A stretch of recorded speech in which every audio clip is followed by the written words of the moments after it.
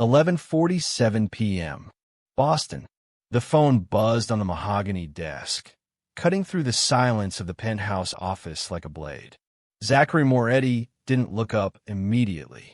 He was reviewing ledgers, the kind that would never see the inside of a courtroom, numbers that represented territory, influence, and fear carefully cultivated over 25 years. Another buzz. Persistent. Zachary's eyes flicked to the screen. Unknown number. That alone was unusual. This phone received orders, confirmations, and occasionally threats from people stupid enough to try. It never received messages from strangers. The text read, "He's beating my mama. Please help." Viewers, before we dive into this story, do me a favor. If you're watching this right now, wherever you are in the world, Chicago, New Jersey, London, New York, Australia, Tokyo, Africa, drop your city in the comments below. I want to see how far this story travels. And while you're at it, hit that subscribe button, because trust me, you don't want to miss what happens when silence becomes the most powerful weapon. Stories like this one remind us that underestimating people is the fastest way to lose everything. Now, let's get into it. Zachary stared at the words for exactly 3 seconds. His face revealed nothing. Decades of practice had turned his expression into a mask that gave away no weakness, no emotion, no humanity. But his hands moved. Another message appeared. "Please. He says he's going to kill her. I'm hiding in the closet. I'm scared." Typos. Panic bleeding through the screen. A child's desperation compressed into pixels and autocorrect failures. Zachary's thumbs moved across the keyboard without hesitation, typing 3 words that would dismantle everything he'd built to protect himself from feeling anything. "I'm on my way." He stood immediately, grabbed his keys from the desk drawer. His assistant Marcus entered with the next day's schedule, saw his boss moving with purpose toward the door, and froze. "Clear my schedule," Zachary said, his voice carrying the same controlled tone he used for everything. Personal emergency. Marcus's tablet nearly slipped from his hands. In 15 years of service, Zachary Moretti had never used those words, had never had anything personal, never deviated from routine for anything that wasn't business, wasn't strategy, wasn't survival. But understanding why required knowing who Zachary Moretti really was, and who he used to be before he became someone who couldn't be hurt. 2 hours earlier, in a restaurant backroom in the North End, Zachary had conducted business with his usual efficiency. 3 men sat across from him, hands clasped on the table like supplicants in a church they didn't believe in. They owed money, significant money, and they were 2 weeks late. "We need more time," the first one said, voice shaking slightly. "Just another month. We can pay double interest." 48 hours, Zachary interrupted. His voice never rose, never hardened. That was what made him terrifying, the absolute calm in his delivery of consequences. Not 49, not 72, 48. The men nodded, relieved at the mercy they didn't deserve and wouldn't get a second time. They left quickly, backing out like one might leave a predator's den. Marco, Zachary's second-in-command, watched them go and then turned to his boss with something like admiration. 25 years, boss. Never seen you lose control once. Never seen you angry. Never seen you scared. Never seen you anything." Zachary's jaw tightened imperceptibly, a micro-expression that lasted less than a second. Emotions make you vulnerable. Marco leaned back, studying the man who'd taught him everything about surviving in their world. "Whatever made you this way must have been hell. It was necessary." The word choice hung in the air. Necessary. Not made me strong or doesn't matter now. As if becoming Zachary Moretti had been a deliberate construction, a choice made to bury something unbearable. Marco didn't press. Nobody pressed Zachary Moretti about his past. That was an unwritten rule etched in self-preservation. 2 hours later, that past reached out through an unknown number and shattered 25 years of carefully maintained distance. As Zachary raced through Boston's streets, his phone buzzed again. An address. Mattapan. The apartment complex listing was followed by Apartment 3B. Please hurry. Zachary's hands tightened on the steering wheel. Mattapan. The neighborhood he'd grown up in. The neighborhood he'd left behind when he was 23 and never looked back. Couldn't look back without remembering everything he'd buried. The building came into view 12 minutes after the first text. Zachary pulled to the curb, killed the engine, and sat motionless for 10 seconds. The building was identical to the one from his childhood. Same crumbling brick facade, same broken streetlight on the corner, same chain-link fence with gaps torn by time and desperation. His breathing changed. Shallow. Quick. For those 10 seconds, Zachary Moretti, the man who'd faced down rival bosses, corrupt cops, and federal investigations without flinching, felt something he hadn't experienced in decades. Fear. Then a scream cut through the night from Apartment 3B, and the fear transmuted into something else entirely. Something older. Something that predated Zachary Moretti and belonged to the person he used to be. He moved. The front door to the building hung open, lock broken long before tonight. Zachary took the stairs 3 at a time, silent despite his speed.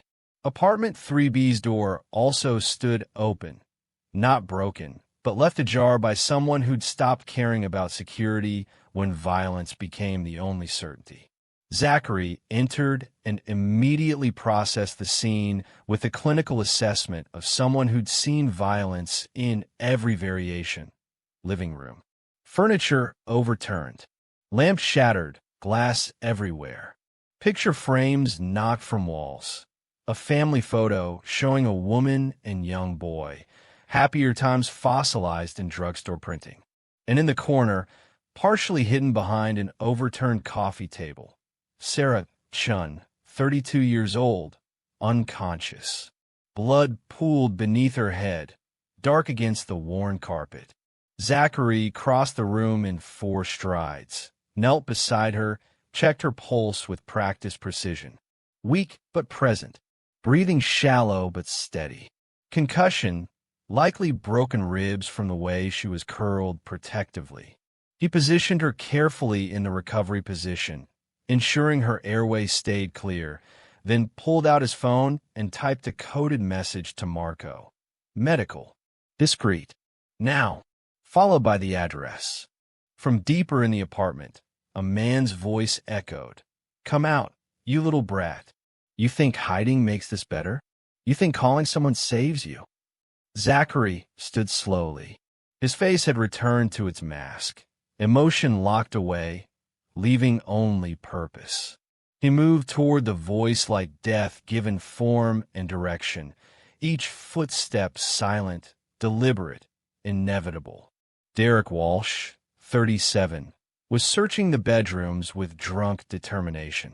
Bottle in hand, rage radiating off him in waves that smelled like cheap whiskey and cheaper justifications. He was tearing through closets, throwing clothes aside, appending boxes. Zachary appeared in the bedroom doorway. Just stood there, blocking the exit. Derek spun around, size advantage immediately obvious. 6'2", 220 pounds of muscle gone to fat and fury. Who the hell are you? His words slurred slightly, but his grip on the bottle tightened, weapon ready. Zachary didn't answer immediately. Just watched, the way a scientist might observe a specimen, the way a judge might regard the condemned. Put it down, Zachary finally said, voice barely above a whisper, or I'll put you down, and neither of us wants me to choose. The tone wasn't threatening. It was educational, a simple statement of physics and consequence. Derek hesitated because something in those dead calm eyes promised this wasn't a fight. It was a choice between bad and worse. Derek chose poorly. He swung the bottle in a wide arc, telegraphing the attack with all the subtlety of someone who'd only ever fought people smaller and weaker than himself. Zachary moved, not away, but into the attack with the efficiency of someone who'd spent decades learning violence as a language. For seconds, that's all it took.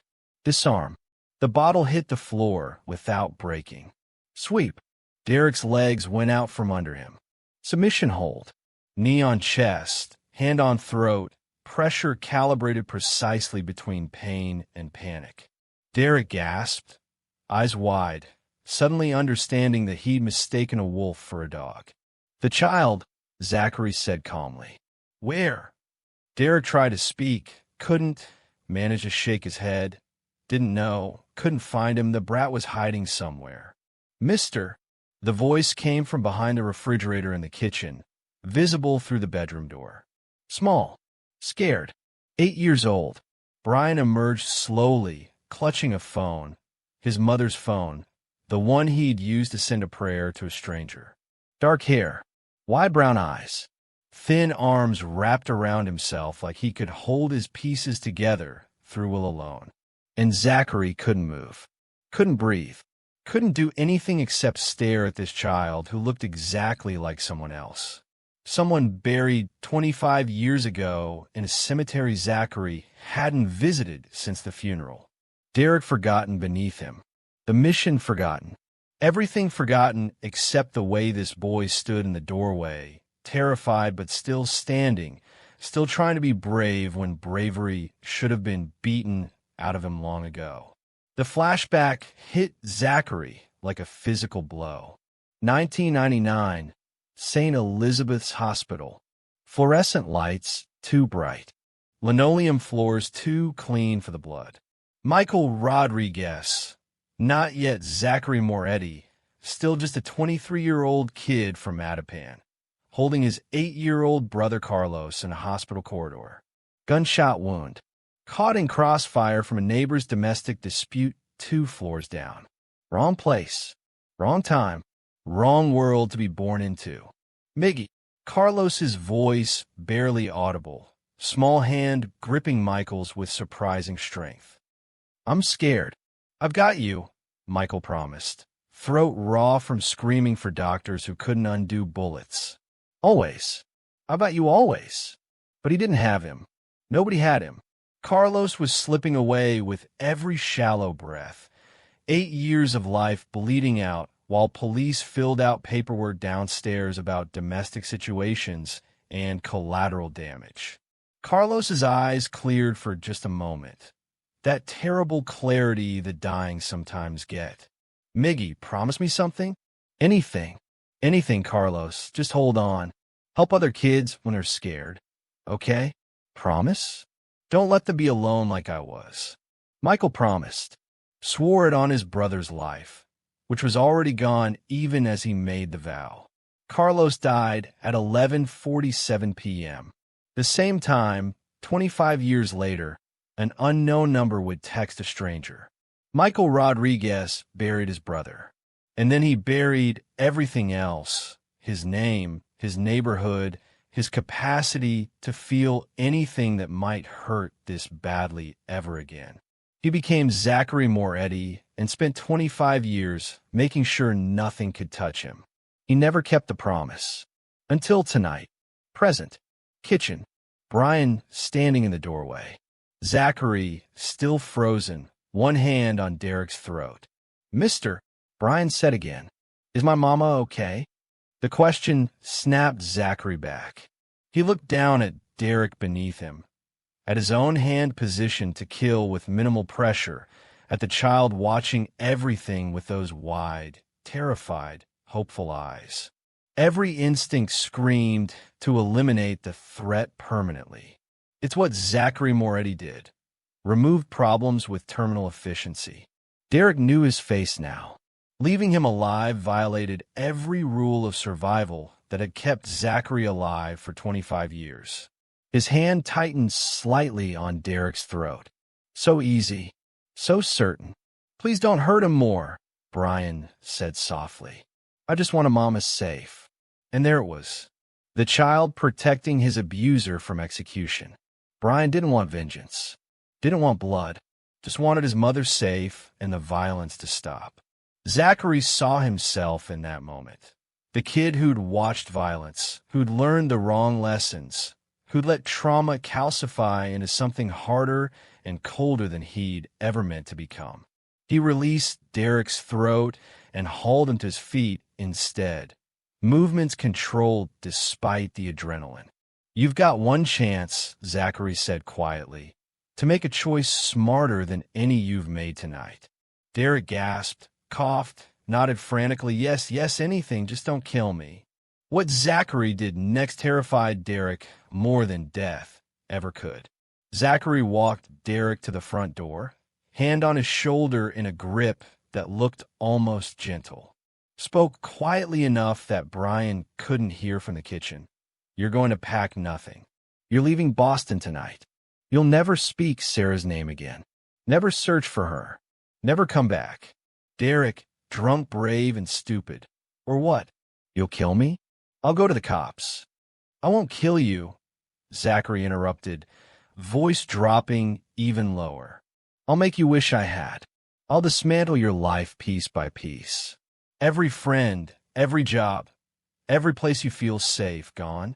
You'll spend years looking over your shoulder, and when you finally think you're free, you'll realize you're not. Because I never forget a face. I never forgive a debt. And right now, you owe me for not finishing what I started." He leaned closer, ensuring Derek saw the absolute absence of bluff in his eyes. "I have resources you can't imagine. People who owe me favors you wouldn't believe. I could have you arrested on charges you didn't commit. I could have you fired from jobs you haven't applied for yet. I can make sure every woman you ever meet knows exactly what you did tonight. Or I could simply make you disappear. Not dead, just gone, lost in a system that doesn't care whether you're found." Derek's face drained of color. This wasn't a threat. It was a forecast, a weather report for the rest of his life if he made the wrong choice. "Or," Zachary continued, "you can walk out that door right now, get on a bus to anywhere else, and never think about Boston or Sarah or tonight again. That's the deal. One choice. 5 seconds to make it." He didn't pack, didn't call anyone, didn't stop at his apartment or his job or his favorite bar. He left Boston the way prey leaves a predator's territory, fast, desperate, and without looking back. Zachary watched him disappear into the night, then closed the door and returned to Sarah, who was stirring slightly. Brian had emerged from hiding and sat beside his mother, small hand on her shoulder. "She's going to be okay," Zachary said. It wasn't reassurance. It was certainty. He'd already texted Marco. Help was coming, the kind of help that didn't ask questions or file reports. 3 minutes later, a van arrived. No lights, no sirens. Marco entered with 2 others, a doctor and a nurse, both on Zachary's payroll for situations exactly like this. They stabilized Sarah efficiently. Concussion, broken rib, heavy bruising, but nothing irreparable. She'd survive. She'd heal. They prepared to transport her to a private clinic where treatment came with guaranteed silence. Brian watched everything with wide eyes, still clutching his mother's phone like a lifeline. As the medical team worked, he stood and crossed to Zachary, looking up at the scarred, dangerous man who'd responded to a wrong number. "Thank you for coming," Brian said quietly. "What's your name?" Zachary hesitated. He never gave his real name, never created personal connections that could be exploited. But something about this child's tear-streaked face, about the phone still in his small hand, about the way he'd sent a prayer into the void and somehow reached exactly the right person. It made lies impossible. "Zachary," he said. "What's yours?" "Brian." Silence for a moment. The paramedics worked. Marco watched from the doorway, expression unreadable. "Why did you come?" Brian asked. "You don't even know us." For 25 years, Zachary had maintained perfect control, never showed weakness, never revealed the past. Never let anyone see the places he was still broken beneath the scar tissue. But he knelt now, slowly, awkwardly, like he'd forgotten how to be at a child's level, and looked Brian in the eyes. Considered lying, considered deflecting, considered maintaining the armor that had kept him safe for a quarter century. "I had a brother once," Zachary heard himself say, voice rougher than usual. "His name was Carlos. He was 8 years old. Like you." Brian listened, completely still, sensing this mattered more than anything else. "Someone hurt him, and I couldn't stop it," Zachary continued, each word feeling like pulling bullets from an old wound. "He died. Before he died, he made me promise something." "What did he promise?" Brian's voice barely above a whisper. "To help kids who are scared. To make sure they're not alone when they need someone." Zachary's jaw tightened. "Well, I got your text tonight." I heard his voice, and I couldn't break that promise again. Again. Brian caught the word immediately, the weight of it. "I've been breaking it for 25 years, Zachary admitted. Pretending I didn't hear scared kids. Pretending I couldn't help. Pretending it didn't matter." He paused. "Your text made pretending impossible." The paramedics finished loading Sarah onto a gurney. Marco stepped forward, indicated they were ready to transport. Brian would need to ride with his mother. But before he moved toward the ambulance, Brian did something Zachary never expected. Brian took Zachary's scarred hand in both of his small ones, looked up at the hardened crime boss with 8-year-old wisdom that shouldn't exist, but somehow dozen children who've survived what they shouldn't have to. "I'm glad you kept your promise to him," Brian said softly. "Even if it took a long time. He'd be proud you came." Zachary Moretti, who hadn't cried since November 15th, 1999, who'd built an empire on emotional detachment, who'd murdered fear itself just to survive, broke. Completely. Silently. Tears he didn't know he still had carved paths down his face, and he couldn't stop them, couldn't control them, couldn't pretend they weren't happening. The walls he'd built brick by careful brick over 25 years crumbled under the weight of a child's forgiveness for a debt Brian didn't even know he was forgiving. Brian didn't pull away from the crying man, just held his hand tighter, the way someone might hold an anchor in a storm. "It's okay," Brian said, and his voice carried the same calm certainty that Zachary usually wielded like a weapon. "Mama says crying means you're still good inside. It means you're not broken all the way through." Marco witnessed this from the doorway.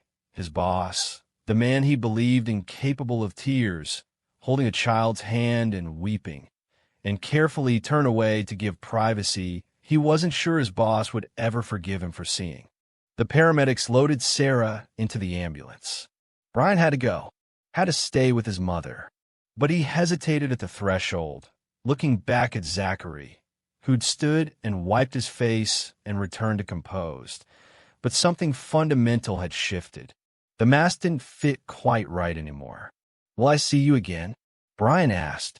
Every instinct said no. Walk away. Stay safe. Stay separate.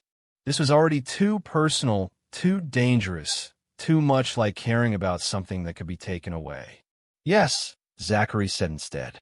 A promise he'd actually keep. "I'll make sure you and your mother are safe." "That's a promise." Brian smiled. The first smile of the night, small and tentative but real. "Okay, Uncle Zach." The title landed like a physical blow. Uncle. Family. A role Zachary had never thought he'd fill again. Never wanted to risk filling, because family meant vulnerability and loss and pain he'd barely survived once. But he nodded slowly, accepting what was being offered. "Uncle Zach." "I like that." As the ambulance doors closed and pulled away into Boston's night, Zachary stood alone on the street, watching taillights disappear. Marco approached carefully. "Boss, you good?" "No," Zachary said honestly. "But I will be." He turned and walked back toward his car, mind already working. Sarah would need a new apartment, something safe, somewhere Derek could never find. Brian would need counseling, maybe a trust fund for college. They'd both need protection, monitoring, insurance against the world ever hurting them again. As Zachary drove through empty streets toward his penthouse, his phone buzzed with updates from Marco about Sarah's condition. Stable, good prognosis. But below those messages, still saved, was Brian's original text. He's beating my mama. Please help. Wrong number. Right person. And a promise 25 years in the making finally coming due. Morning arrived with reports. Zachary sat in his office as Marco delivered them. Derek Walsh bought a one-way bus ticket to Seattle at 1:47 a.m. Withdrew his savings, $3,200, from an ATM near the station. Disconnected his cell phone. He's gone, boss. Really gone. Sarah Chun is stable at the clinic. Concussion, 3 broken ribs, extensive bruising. Doctor says she'll make full recovery with rest. All bills covered, listed as anonymous benefactor. She's asking about her son, about who helped them. Brian's asking when Uncle Zach visits. Marco delivered the last line carefully, watching his boss's reaction. Zachary's expression remained neutral, but Marco knew him well enough to see the micro shifts, the slight relaxation around the eyes, the barely perceptible nod. Tell them I'll visit when Sarah's released, Zachary said. Then, after a pause, Marco, I need something else. Name it. Files. Every domestic violence case, child abuse report, endangered kid situation in our territory. Anyone we've got leverage on who hurts women or children. I want their names. Marco stared. In 25 years, he'd never questioned his boss's orders. But this required confirmation. Boss, that's not our business. That's a lot of exposure for her. It is now, Zachary interrupted. And Marco? Anyone in our organization who lays hands on a woman or child, they're out. Permanently. No warnings. No second chances. Spread the word. This wasn't a mood. This wasn't temporary sentimentality. This was policy change. Marco nodded slowly. Some of the guys won't like it. Might lose people. Then we lose people, Zachary said flatly. I'd rather run a smaller operation with better men than continue employing garbage. 2 weeks later, the answer started becoming clear. Zachary had transformed his criminal infrastructure into something it was never designed to be, a protection network. Anonymous tip led police to a child abuser's home. Evidence carefully planted by Zachary's men, arrest clean and legal.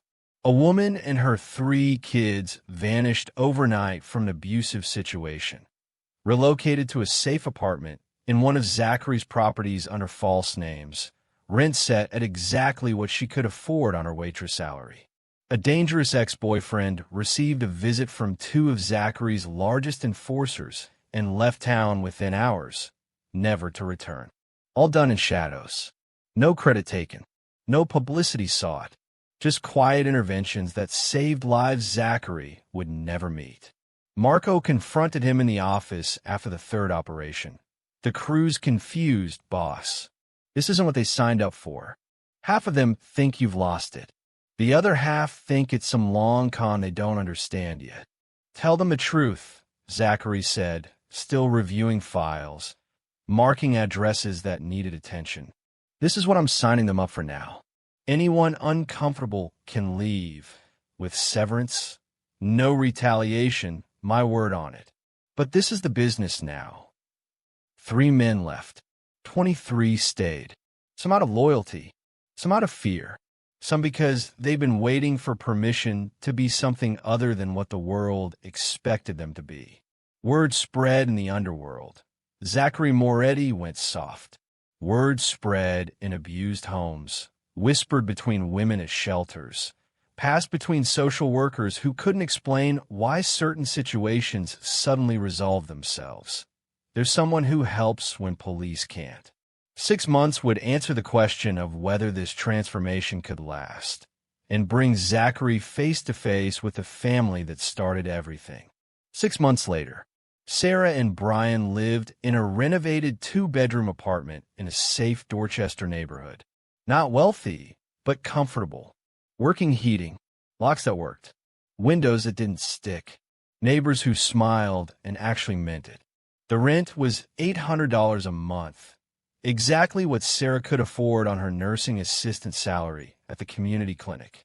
She didn't know the apartment was worth $2,200 monthly. Didn't know her landlord was a shell company owned by Zachary's network. Didn't know the property manager who'd approved her application despite her bad credit was actually one of Marco's most trusted people. Brian thrived. Grades improved from C's to A's. Nightmares fading from nightly to weekly to occasional. Joined the school's chess club. Made friends with kids who didn't flinch at raised voices. Started smiling again in ways that reached his eyes. A trust fund had been established in his name. $200,000, anonymous benefactor, earmarked for college. Sarah had cried when the lawyer called. Couldn't understand why anyone would do this. Could only whisper, "Thank you," to someone who'd never identify themselves. She knew Uncle Zach helped somehow, but she didn't know how much. Didn't know the full extent. Didn't know that the man who visited every Sunday for board games and homework help was one of the most feared crime bosses in Boston. Zachary had kept his distance at first. One visit to ensure they were settled, then 2 weeks of silence. But Brian texted the number Zachary had given him. "Uncle Zach, can you come for dinner? Mama makes really good spaghetti." One dinner became weekly visits. Became routine. Became normalcy Zachary hadn't experienced since he was 23 and still believed the world could be kind. One Sunday in late spring, Sarah set down her coffee cup and looked directly at Zachary across the kitchen table. Brian was in his room, finishing homework. The afternoon light slanted through windows in ways that made hiding impossible. "Zach," she said carefully, "who are you really?" Zachary's hand tightened imperceptibly on his own cup. He'd known this question would come eventually. Had prepared answers, half-truths, deflections, comfortable lies. Brian appeared in the doorway, homework abandoned, sensing something important happening. Zachary looked at Sarah, at Brian, at these two people who'd somehow become the most important thing in his carefully controlled life, and discovered he couldn't lie to them. "I'm not a good man, Sarah," he said slowly. "I've done things I can't take back. Hurt people who probably didn't deserve it. Run a business that operates outside the law, far outside. I'm telling you this because you deserve to know who's around your son." Silence stretched. Brian stood frozen in the doorway. Sarah's face revealed nothing. Zachary waited for the rejection, the righteous anger, the demand that he leave and never come back. It's what he deserved, what he'd been waiting for since the first Sunday dinner. Sarah was quiet for 30 seconds. Then, that night, you could have ignored a wrong number. You could have called police and stayed anonymous. You could have handled Derek and left forever. She leaned forward slightly. "But you stayed. You checked my pulse first. I remember that part. You made sure Brian was safe. You kept coming back every Sunday for 6 months." She paused, choosing words carefully. "I don't know what you do, Zach. And I'm not going to pretend it doesn't scare me a little. But I know what you did for us. And I know Brian's better with you in his life than without. So unless you're planning to hurt us—" "Never," Zachary said immediately, voice rough. "I die first. Then I don't need to know everything. Just don't lie to us. And don't disappear without saying goodbye. Can you promise that?" Zachary nodded, throat too tight for words. Brian crossed the room and took Zachary's hand. The same gesture from 6 months ago, still carrying the same weight of acceptance. "You're still Uncle Zach. That doesn't change." Brian, who'd been quiet, suddenly asked, "Uncle Zach? Do you help other kids like you helped me?" Zachary glanced at Sarah, then back to Brian.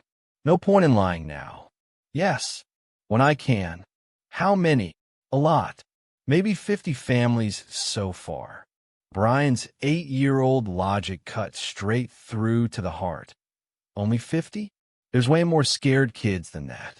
The observation landed like a challenge.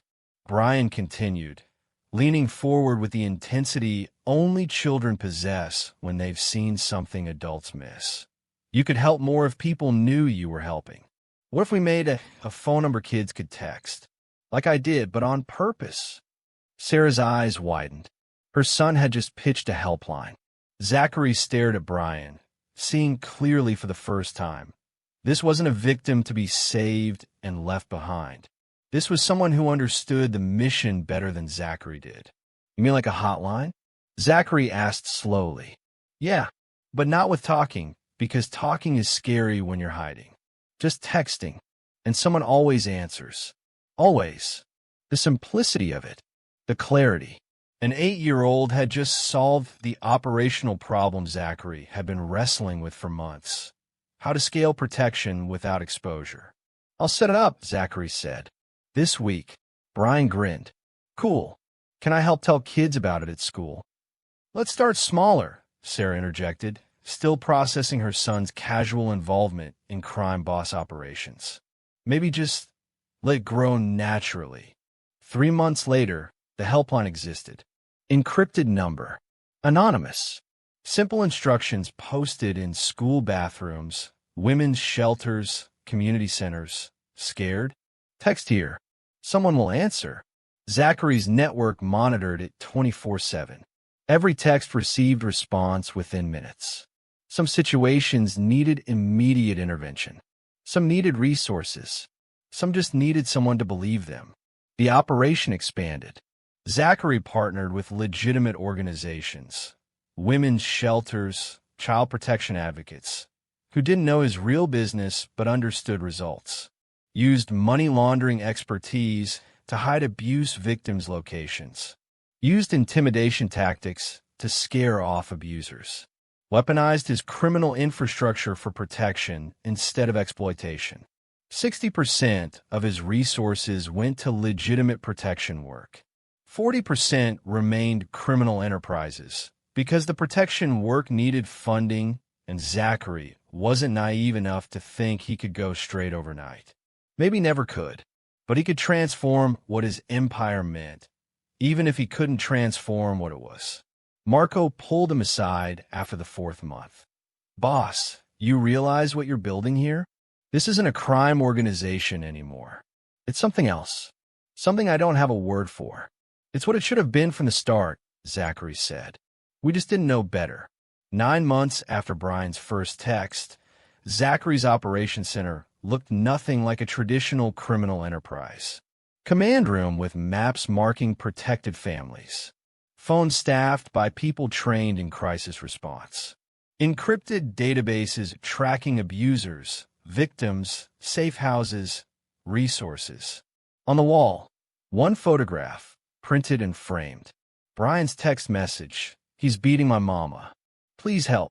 The wrong number that became exactly right. Late night.